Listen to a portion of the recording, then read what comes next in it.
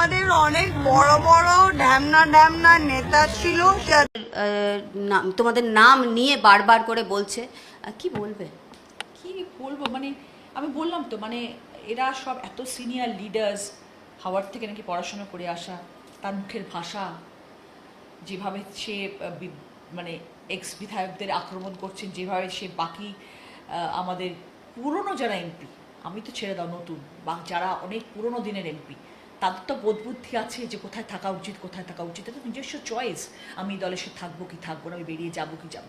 তাদেরকে তুমি এরকম আক্রমণাত্মক আওয়াজ নিয়ে, শব্দ নিয়ে, স্ল্যাং ল্যাঙ্গুয়েজ ইউজ করে কথা বলা, এগুলো বোধহয় ওর মুখেই শোভা পায়, ওর মুখেই মানায়। এবং একটা জিনিস তোমরা সবাই জানো, আমি বলার অপেক্ষা রাখে না, ওকে কেন পার্লামেন্ট থেকে চোর অপবাদ দিয়ে বার করে দেওয়া হয়েছিল?